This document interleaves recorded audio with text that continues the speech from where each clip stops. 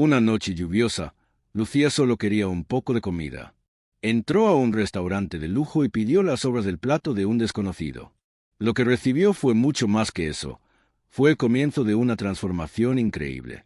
Esta es la historia real de cómo una mujer sin hogar y un empresario roto se cruzaron por azar y juntos cambiaron sus vidas, y la de miles de personas más.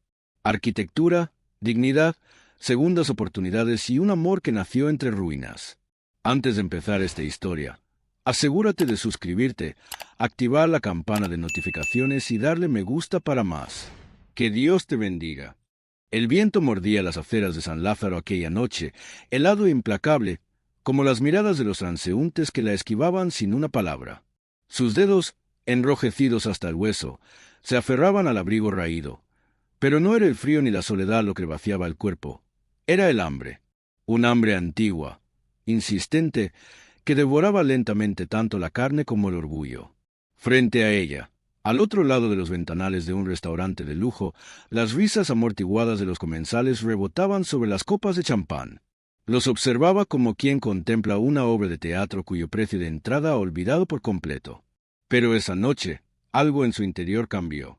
Un impulso, un destello nacido del cansancio y la necesidad. Cuando el camarero empujó discretamente la puerta para acompañar a un cliente hacia la salida, ella dio un paso al frente. Dentro, la atmósfera elegante apenas se inmutó. El hombre se disponía a dejar la mesa, con un plato exquisito casi intacto frente a él. Ella se detuvo a pocos pasos. «Disculpe, señor, ¿podría darme lo que le ha sobrado?» Su voz temblaba, pero sus ojos permanecían firmes. Él levantó la mirada con lentitud. Iba bien vestido, pero el rostro le delataba.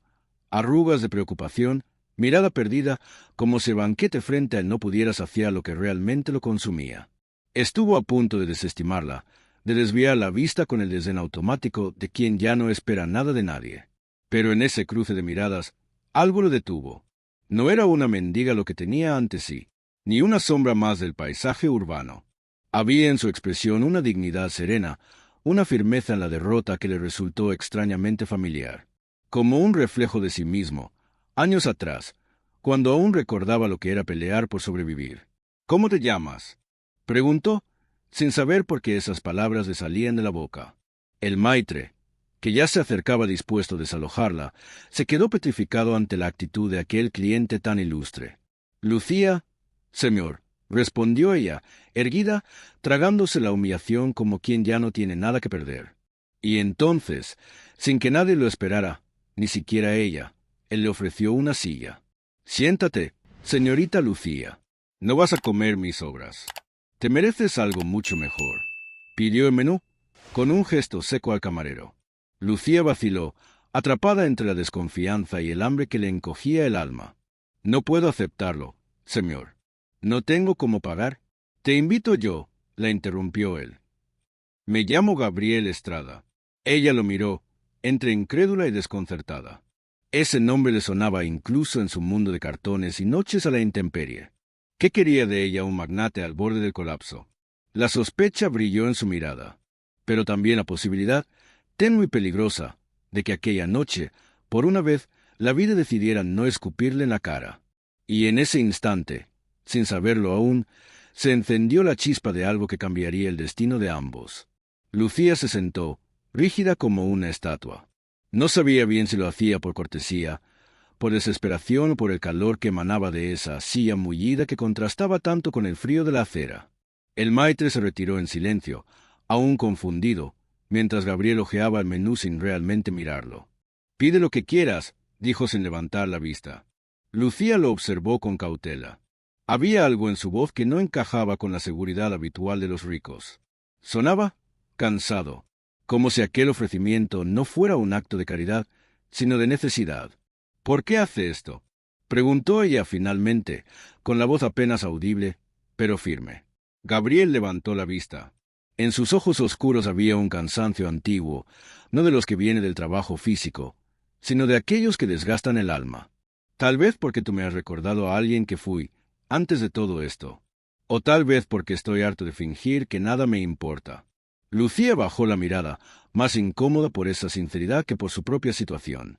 La comida llegó. un plato humeante de risotto de trufa negra, acompañado por una copa de vino tinto que ella apenas se atrevía a tocar. No hablaban. Solo los sonidos discretos de los cubiertos llenaban el silencio. Gabriel la miraba de reojo mientras ella probaba con timidez el primer bocado. Vio cómo sus facciones se suavizaban, cómo la tensión en sus hombros comenzaba a ceder. Aquel momento tenía algo de irreal. Dos mundos sentados a la misma mesa, rozándose sin mezclarse. ¿Dónde vives?, preguntó él, rompiendo el silencio con una brusquedad involuntaria. Lucía tragó con dificultad. Luego lo miró de frente. ¿Dónde puedo? A veces en un refugio. A veces en un banco de la Plaza Monje. O en el pasillo del hospital si llueve. Gabriel no dijo nada. Pero en su interior algo se quebraba. No por lástima, sino porque aquella mujer no hablaba con resentimiento ni autocompasión. Solo con verdad. Y esa verdad lo golpeaba más que cualquier titular sobre la caída de sus acciones o los rumores de bancarrota. ¿Y si te ofreciera un trabajo?, dijo de pronto, sin pensar demasiado. Lucía parpadeó. ¿Había oído bien? ¿Un trabajo? Sí. No uno cualquiera. Necesito a alguien que me ayude con ciertos asuntos. Alguien que no tenga miedo de decirme la verdad, aunque duela.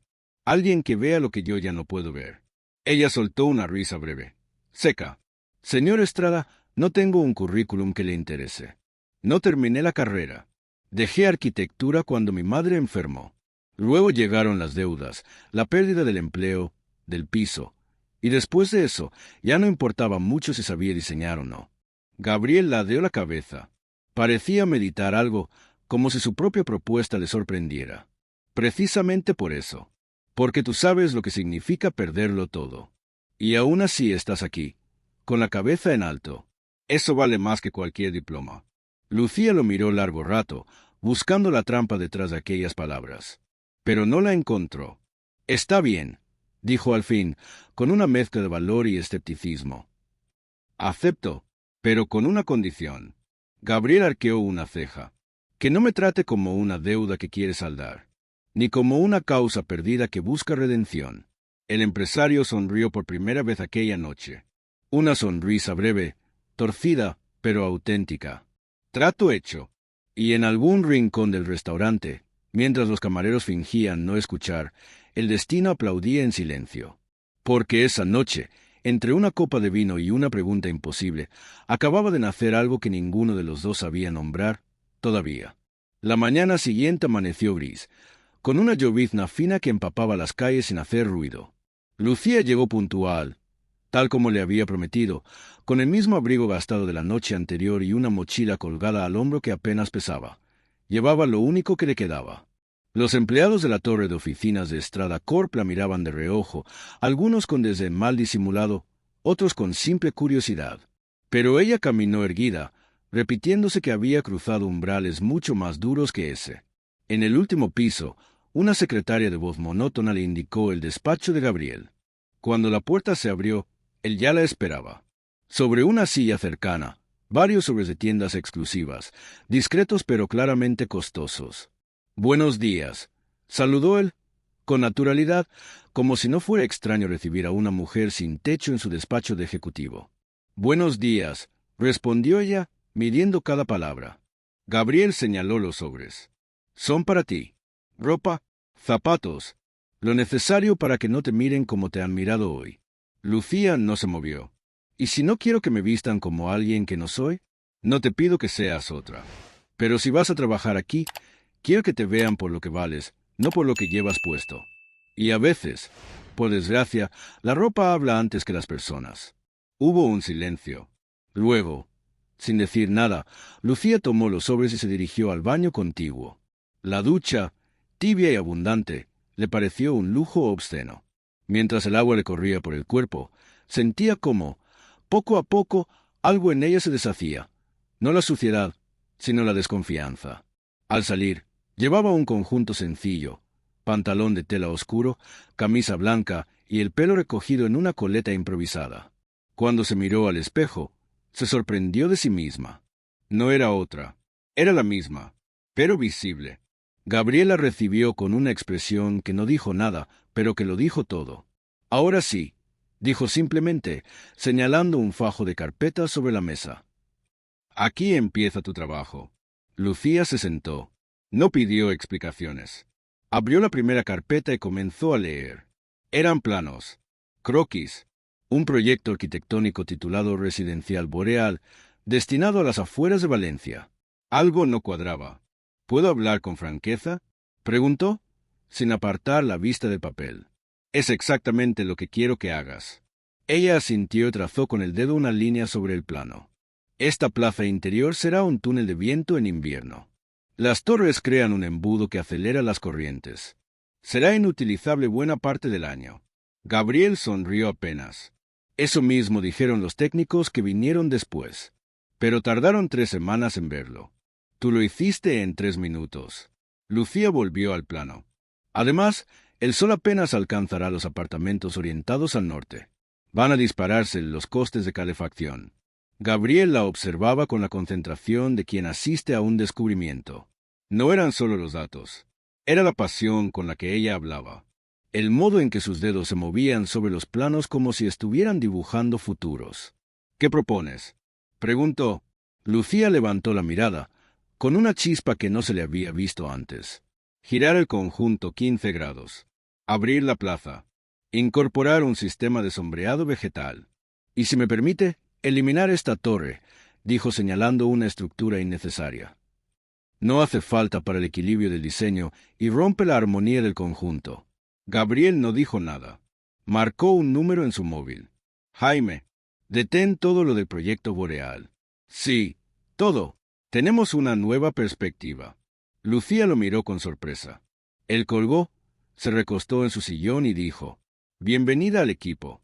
Y por primera vez en años, Lucía sintió que no estaba ocupando un lugar prestado, sino uno que había construido con sus propias manos. Lo que no sabía aún era que ese lugar, apenas nacido, estaba a punto de poner a prueba no solo su talento, sino todo lo que creía haber dejado atrás. Las semanas siguientes fueron un torbellino. Lucía trabajaba largas jornadas, muchas veces hasta bien entrada la noche, rodeada de planos, modelos digitales y maquetas improvisadas. El despacho de Gabriel, antes frío y minimalista, se transformó poco a poco en una suerte de estudio creativo. Papeles en las mesas, tazas de café olvidadas, lápices de colores que ella traía de una papelería barata al otro lado de la ciudad. Nadie se atrevía a decirlo en voz alta, pero algo había cambiado en ese piso. El aire ya no era solo de negocios, sino de propósito. Los arquitectos del equipo, al principio condescendientes, empezaron a mirarla distinto. Ella no imponía sus ideas, pero cuando hablaba, las defendía con argumentos que desarmaban cualquier resistencia. No buscaba destacar, solo quería hacer las cosas bien. Y eso, poco a poco, fue ganándose su respeto. Gabriel la observaba con atención discreta. A veces, mientras ella explicaba una propuesta frente a la pantalla, él la miraba como si estuviera viendo un milagro. Y en cierta forma, lo era. Una mujer sin hogar, ahora liderando reuniones donde antes no se le habría permitido ni entrar. Pero Lucía parecía ajena a la admiración que generaba. Seguía siendo ella, firme, directa, sin ornamentos. Una noche, después de una jornada especialmente intensa, Gabriel se acercó a su escritorio con 2 cafés en mano. «Has salvado el proyecto Boreal», dijo sin rodeos, tendiéndole uno. «Solo hice lo que cualquiera con un poco de lógica habría hecho», respondió ella, encogiéndose de hombros. «No te subestimes. He trabajado con decenas de profesionales que no han visto lo que tú viste. Quiero hacer oficial tu puesto como consultora en desarrollo sostenible». Lucía alzó las cejas. «No tengo el título que lo respalde. A veces la experiencia vale más que el papel. Y tú tienes ambas cosas, aunque la vida se haya empeñado en esconderlas». Ella bajó la vista, sintiendo una punzada de emoción que no se atrevía a mostrar. «Gracias. No me lo agradezcas», dijo él. «Te lo has ganado». Se hizo un silencio cálido. Por un instante, ninguno de los dos supo qué decir, hasta que Gabriel habló, con voz más baja. «¿Qué habría pasado si esa noche no hubieras entrado al restaurante?». Lucía lo miró, pensativa. «Tal vez habría seguido caminando. Tal vez me habría rendido. No lo sé, pero algo me empujó a hablar». «¿La necesidad?». «Más que eso», respondió ella, sin apartar los ojos de él. «Fue como una última apuesta, como si algo me dijera que, Si no pedía ayuda esa vez, ya no tendría otra oportunidad. Gabriel asintió lentamente. Y yo estaba tan hundido en mis propios problemas que no sabía que también necesitaba ayuda. Me lo mostraste tú. Lucía sostuvo la taza con ambas manos, sintiendo el calor contra la piel. A veces dos personas rotas pueden ser el espejo que el otro necesita para empezar a curarse. En ese instante, el teléfono de Gabriel sonó. Miró la pantalla y su rostro se tensó. Es del Consejo Directivo. No han aprobado el nuevo presupuesto para el programa social que planteamos. Ni siquiera quieren discutirlo. Creen que es gasto innecesario. Lucía se incorporó, seria. ¿Y tú qué vas a hacer? Gabriela miró, y en sus ojos había una mezcla de rabia contenida y algo más oscuro. Algo que olía a decepción. Lo que sea necesario. Porque si no logramos abrir esa puerta, tú y yo sabemos lo que espera del otro lado. Y en su voz, por primera vez, había una promesa. La batalla aún no había comenzado, pero ya sabían que iban a librarla juntos. Al día siguiente, la sala de reuniones del piso ejecutivo estaba abarrotada. Los miembros del consejo directivo, todos hombres grises con trajes impecables y sonrisas diplomáticas, habían acudido con la misma expresión con la que uno asiste a una molestia inevitable. Lucía, sentada al lado de Gabriel, se mantenía en silencio, pero sus ojos recorrían cada rostro como se pudiera leer detrás de las corbatas el escepticismo acumulado. Bien, empezó Gabriel, de pie, con voz firme. Hoy vamos a revisar la propuesta de renovación de las propiedades antiguas del grupo para convertirlas en viviendas sociales autosustentables. No se trata de caridad. Se trata de invertir en el futuro de nuestras ciudades, de nuestra imagen corporativa, sí, de nuestras ganancias a largo plazo. Un hombre calvo, con lentes metálicos y voz nasal, lo interrumpió con una risa breve. ¿Desde cuándo nos dedicamos a la filantropía, Gabriel? No somos una ONG. Somos una empresa de inversión inmobiliaria. Justamente, replicó Gabriel sin perder la compostura. ¿Y saben cuál es el mayor error de las empresas hoy? Creer que la rentabilidad y la responsabilidad social son incompatibles. Se hizo un silencio incómodo. Lucía supo que era su momento. ¿Puedo decir algo? Preguntó con voz clara. Varios directivos la miraron con mal disimulado fastidio. Otros simplemente ignoraron la pregunta. Gabriela asintió, sin dudar. Lucía se levantó. No necesitó notas ni diapositivas. Su voz bastó. Yo he vivido en la calle. He dormido en bancos, en portales, en albergues donde se hacinaban personas que solo necesitaban una segunda oportunidad. No por debilidad, no por vagancia. Por una enfermedad, una deuda, una pérdida. Una sola decisión mal tomada o un golpe de mala suerte, y cualquiera de ustedes podría estar ahí fuera. Se oyeron carraspeos, miradas incómodas. Nadie la interrumpió. Lo que proponemos no es regalar casas. Es transformar edificios vacíos y olvidados en espacios dignos. Es crear comunidades sostenibles, accesibles, integradas. ¿Y saben qué? Las cifras nos respaldan.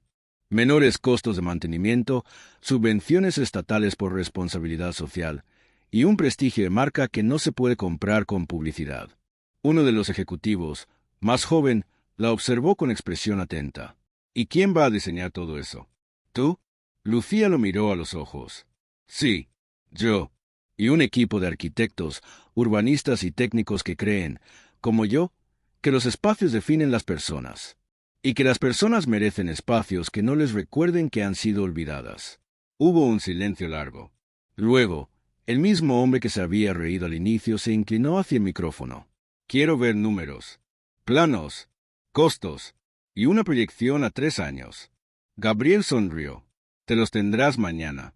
Y si aún no estás convencido, nos sentamos de nuevo. Pero ya te advierto, este proyecto no es opcional. Es el futuro de esta empresa. Lucía volvió a sentarse, el pulso acelerado pero el rostro sereno.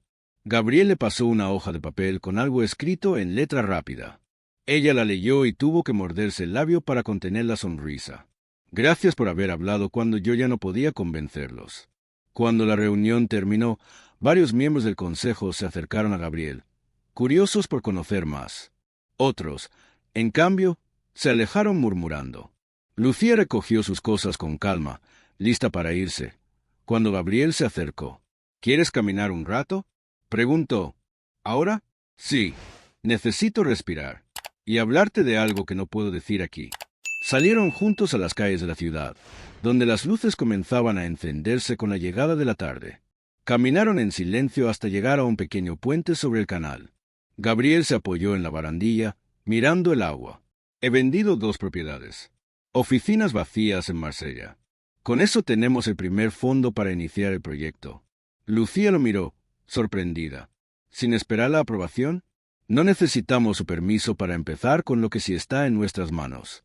Ella asintió, tocada por la decisión. ¿Y qué más querías decirme?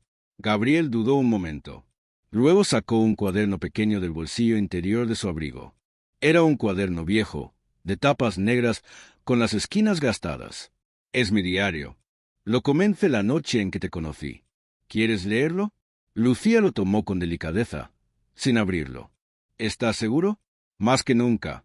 Ella lo sostuvo contra el pecho. En sus manos no estaba solo un objeto.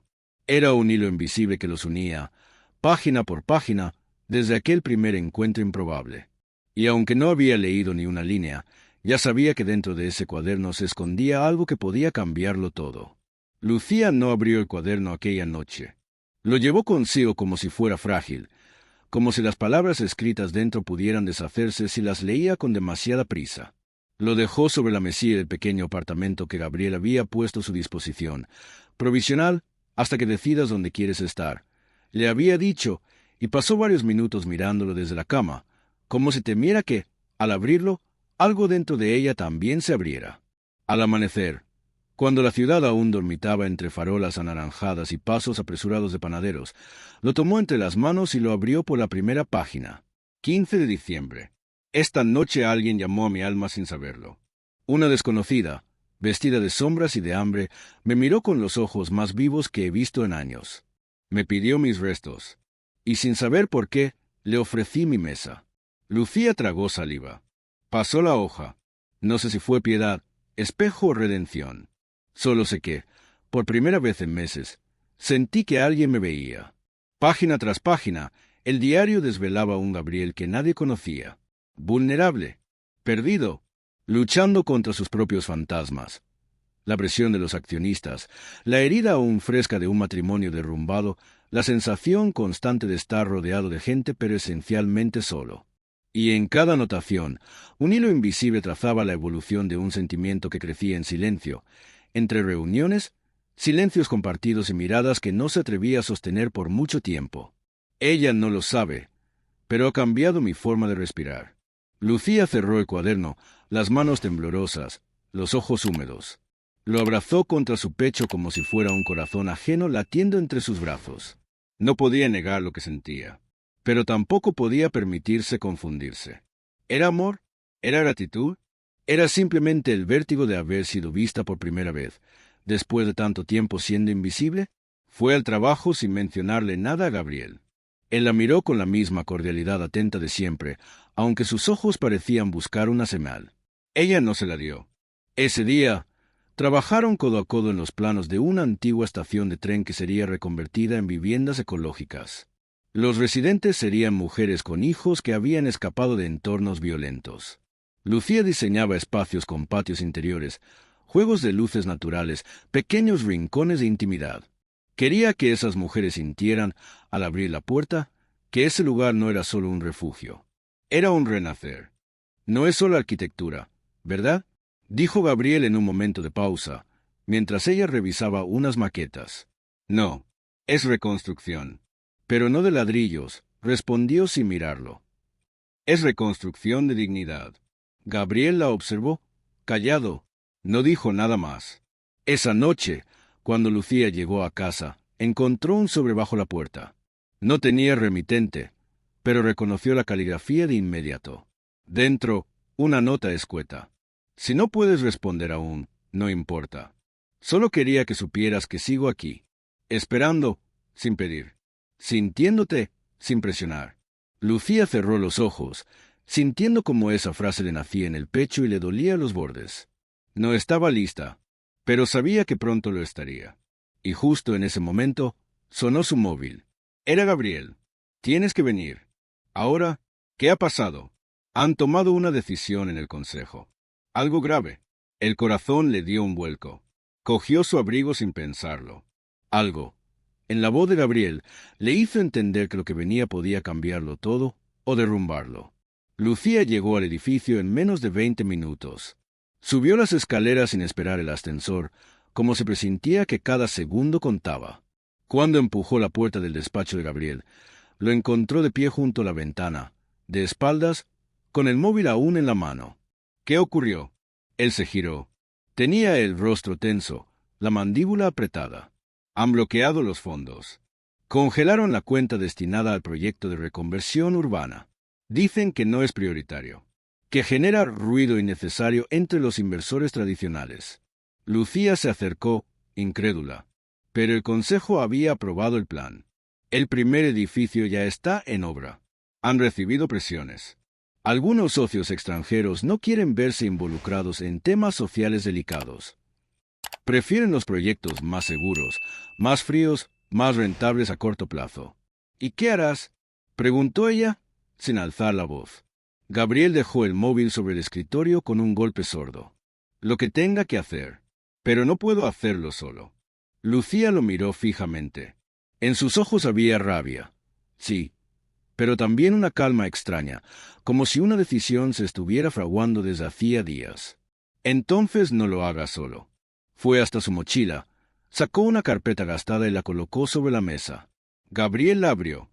Dentro había planos, bocetos, notas manuscritas. Un proyecto completo. ¿Qué es esto? Es mi propuesta para el primer hogar de reconstrucción. Espacios modulares, sostenibles, con materiales de bajo impacto. Zonas comunes para talleres, jardines verticales, habitaciones privadas con acceso a luz natural y calefacción pasiva. Lo diseñé durante las noches, mientras todos dormían. Gabriel hojeó las páginas con creciente asombro. ¿Y cómo piensas financiarlo si no hay fondos? Lucía respiró hondo. No necesitamos millones. Solo voluntad. Podemos empezar con uno solo, en un barrio abandonado. Con alianzas locales, voluntarios, microcréditos sociales. Podemos demostrar que funciona. Después, los números hablarán por nosotros. Gabriel la contempló como si la viera de nuevo por primera vez. ¿Estás dispuesta a arriesgarlo todo por esto? Ya lo arriesgué todo cuando te pedí tus obras. ¿Recuerdas? Esto, en comparación, es una apuesta con esperanza. Un silencio denso los envolvió. Y entonces él, sin pensar, sin planearlo, se acercó y tomó su mano. Estoy contigo, Lucía. Desde el principio, hasta donde esto nos lleve. Ella lo sostuvo con fuerza. No era una promesa romántica, ni un gesto simbólico. Era un pacto. Entre dos seres que habían tocado fondo y se alzaban ahora, uno al lado del otro, para construir algo que ninguno habría imaginado solo. Y mientras sus dedos se entrelazaban, sin buscarlo, un nuevo futuro comenzó a delinearse con trazo firme. No sobre papel, sino sobre convicción. Un proyecto que ya no pertenecía a una empresa o a un consejo, sino a una verdad que nadie podría congelar. Cuando las personas se ven de verdad, todo es posible. Pero la verdadera batalla, la que cambiaría cientos de vidas, aún no había comenzado. El primer edificio fue una antigua fábrica de textiles, abandonada hacía décadas en las afueras de la ciudad. Un armazón de ladrillo rojo cubierto de grafitis y silencio. Nadie había apostado por ella en años. Nadie, excepto Lucía. Ella caminaba por el interior del lugar como si ya pudiera ver los hogares que todavía no existían. Las ventanas abiertas, las cortinas movidas por la brisa, las risas rebotando entre los muros restaurados. Gabriela seguía, un paso detrás, observando cómo señalaba rincones, cómo hablaba de luz natural, de aislamiento térmico, de patios compartidos, de dignidad. Aquí habrá un comedor común, dijo ella, tocando una viga oxidada. No una cantina institucional, sino una cocina viva, donde las personas puedan volver a compartir pan, historias y calor humano. Gabriel sonrió.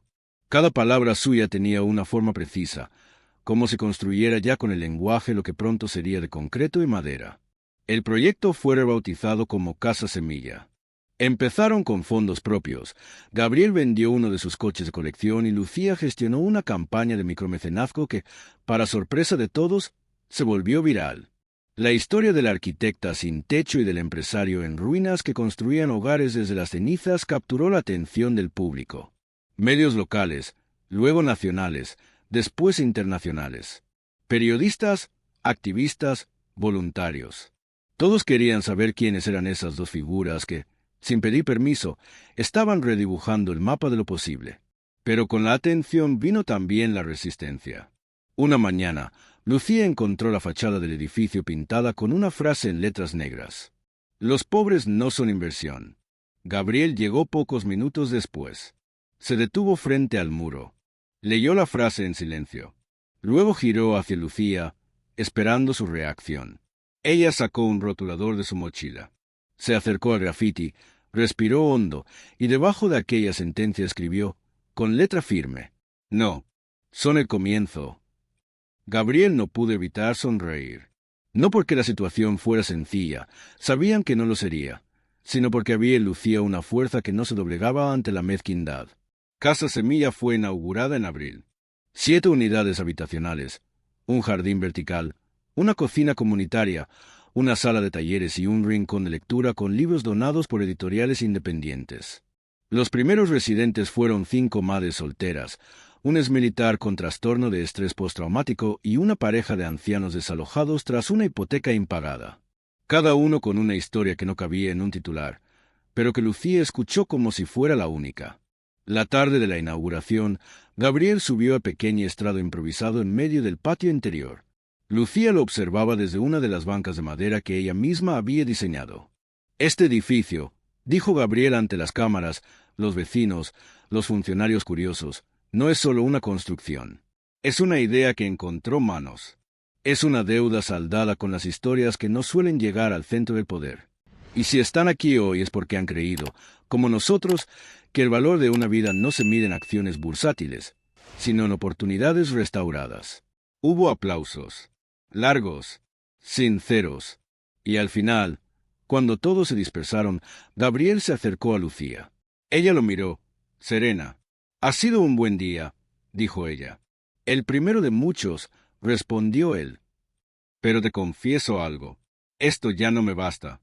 Lucía arqueó una ceja, divertida. «¿Qué quieres decir?» Gabriel sacó de su bolsillo una hoja doblada. «Se la entrego. Es la propuesta para crear una fundación internacional, para replicar Casa Semilla en otros países. Tengo reuniones pendientes en Lisboa, en Medellín y en Rabat. Quiero que la dirijas conmigo, como socia, como cofundadora». Lucía lo miró en silencio. Había una chispa nueva en sus ojos. No solo sorpresa, era vértigo. Y vértigo, lo sabía bien, era lo que se sentía justo antes de volar. «¿Estás segura de lo que estás pidiendo?», preguntó ella, con una media sonrisa. «Completamente. Esto no tiene sentido sin ti». Lucía guardó el papel sin leerlo. No hacía falta. «Entonces, Gabriel, empecemos a soñar más grande». Y mientras caía la noche sobre Casa Semilla, una nueva promesa se alzaba, hecha de concreto, coraje y amor contenido. Una historia aún no escrita, pero que ya estaba cambiando el mundo. Los meses siguientes fueron una carrera contra el tiempo y contra el miedo. La Fundación Semilla nació oficialmente en junio, con sede en la misma antigua fábrica que Lucía había transformado. No había alfombras rojas ni inauguraciones fastuosas, solo un equipo entregado, proyectos por venir y un sueño que ya no era solo de ellos, sino de todos los que creían que la arquitectura podía ser una forma de justicia. Lucía asumió la dirección como quien abraza un destino inevitable. Viajó a barrios marginales, a asentamientos informales, a zonas olvidadas del mapa urbano. Escuchó, observó, dibujó en servilletas, en márgenes de periódicos, en el reverso de formularios de vuelo. En cada lugar había historias distintas, pero una misma urgencia: ser vistos, ser dignificados. Gabriel, por su parte, se convirtió en su sombra luminosa. Era él quien abría las puertas de los despachos institucionales, quien hablaba con políticos, inversores, fundaciones internacionales. Pero cada vez que alguien lo felicitaba por la visión, él desviaba el mérito con una sonrisa. «Yo solo creí en alguien que ya lo tenía todo claro».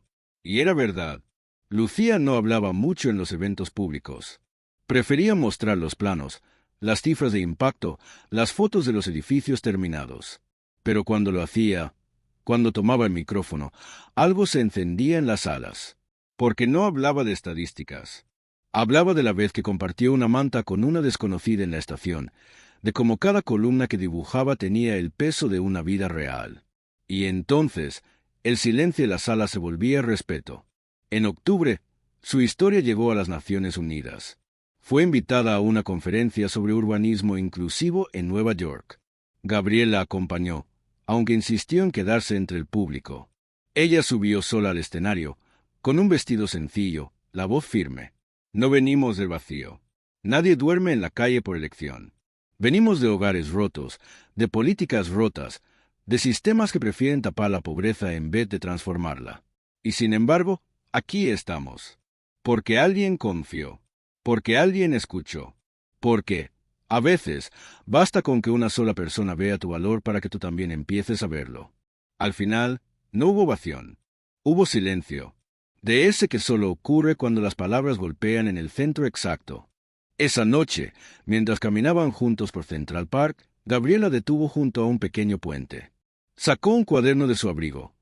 Era el mismo diario que ella había leído meses atrás, pero con páginas nuevas. «Lo terminé», dijo él. «Hoy, antes de tu discurso, escribí la última entrada». Lucía lo miró, con ternura contenida. «¿Y qué dice?» Gabriel la sostuvo con la mirada. «Dice que ya no necesito escribir más, porque ahora empiezo a vivir todo lo que antes solo podía imaginar». Ella se acercó. No había música, no había luces, solo el murmullo del viento y el crujir de las hojas otoñales. «Gabriel, yo...» Pero él la interrumpió con suavidad. «No me digas nada ahora. Solo dime si aún quieres caminar este camino conmigo. Como socia, como amiga, como lo que tú decidas». Lucía lo abrazó, despacio, y luego apoyó la frente contra su pecho. «No sé aún qué nombre darle lo que siento», susurró. «Pero sé que no quiero seguir construyendo sin ti». Y así, sin anillos ni promesas grandilocuentes, sellaron una verdad más profunda.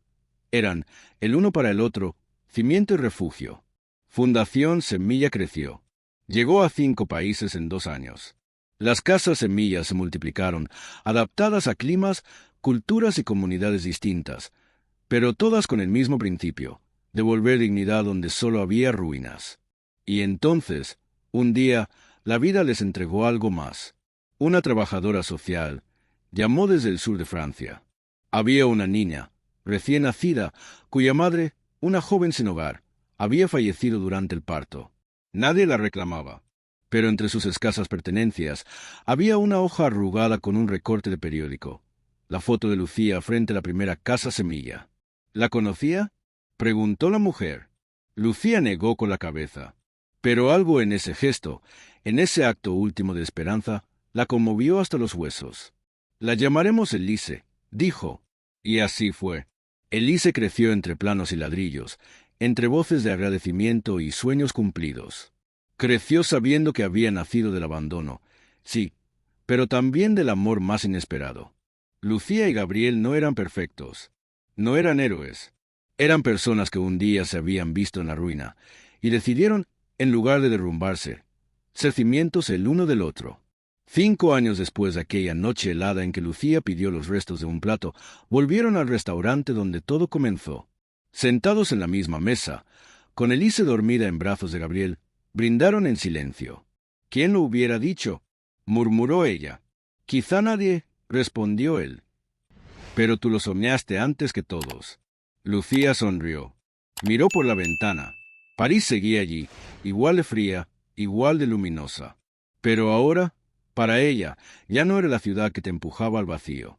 Era el lugar donde, a veces, alguien extendía una mano. Y eso bastaba para construir un milagro. Porque a veces, pensó, los restos de un plato no son el final.